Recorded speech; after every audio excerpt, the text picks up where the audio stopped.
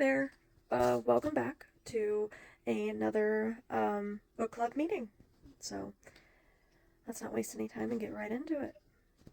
This is kind of my review of chapters 4 through 6. I read chapters 4, 5, and 6, and so these are my favorite things, my happiest and saddest moments, my most surprising things about these chapters. Mooney wanted to say hi, apparently. So here we go.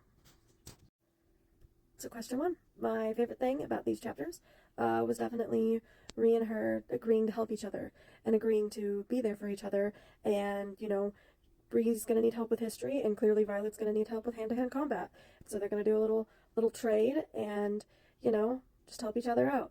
And that's really amazing and a great resource, especially for Violet, because as we see in these chapters, she struggles pretty hard with the hand-to-hand combat stuff, and it doesn't help that her body is just not strong enough to take somebody, you know, literally breaking her arm. So yeah, that's my favorite part from these chapters is Rhea and Violet agreeing to work together and becoming even closer friends. Second question, happiest and saddest moments from these chapters. The happiest was Violet being just like absolutely right in Battle Brief, and, you know, going with what seems to everyone else like an insane train of thought, but it's actually the correct train of thought. Griffins can't fly that high, and there's no way the squad would have gotten there in an hour to help repel the Griffins if they didn't already know that it was happening.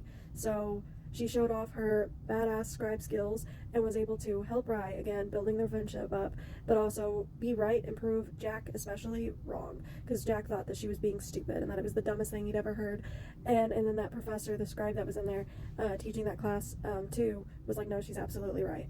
So that was the happiest moment from these 3 chapters. The saddest moment happened in the same class, and it was the writing professor that teaches that class and the scribe professor that teaches that class realizing that Violet was in that class and being shocked, and especially the scribe just being saddened.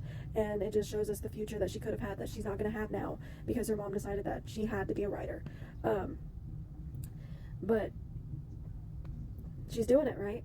She's getting through it. The third question was the most surprising thing that happened in the last 3 chapters, and that was absolutely Mira, her older sister, sneaking in their older brother Brennan's journal under her bed, under her pillow. And so now she's got this like awesome resource, and it's also something from her brother, which just makes it even more special because he's dead.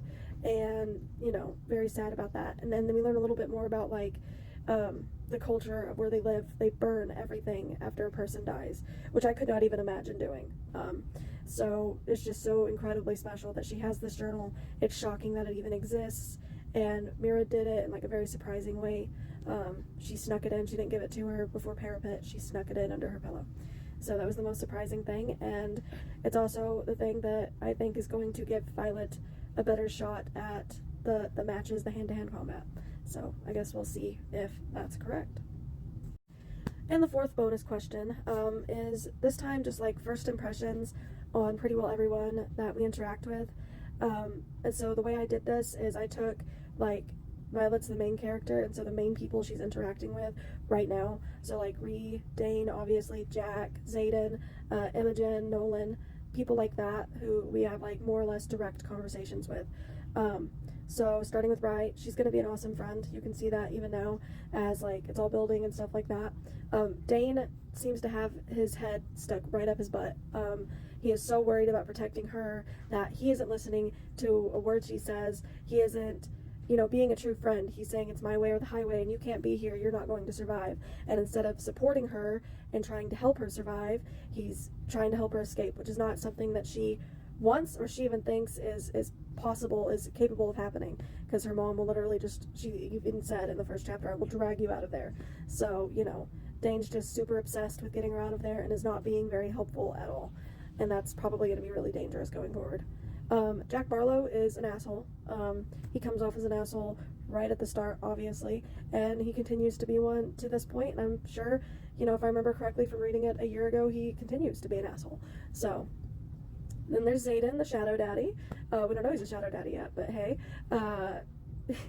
He is incredibly smart.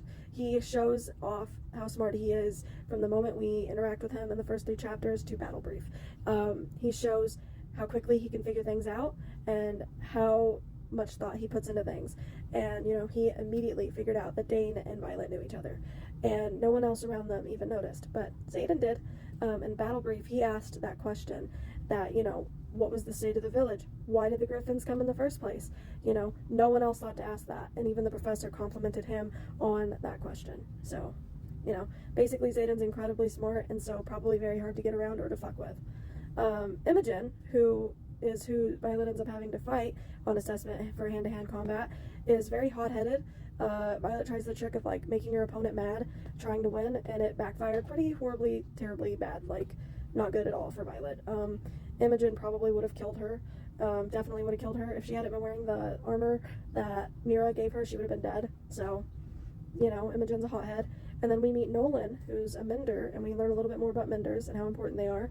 And he fixes her shoulder, and he seems like this sweet, old, 84-year-old guy with just, like, a really hard job. So those are basically, you know, and I probably missed a couple of people, but these are the people she's having direct conversations with, and these were kind of the first impressions I got of them. So that concludes our second book club meeting. If you're reading along, awesome, glad to see it. If you're watching even a minute of this, wonderful. If you're still here after 8 minutes of me just drowning on and on about these 3 random questions I'm answering for myself, really, then thank you for being here. It is really and truly very much so appreciated. Hope you guys are all having a wonderful night, and I can't wait to talk to you again tomorrow. Thanks for reading along with me.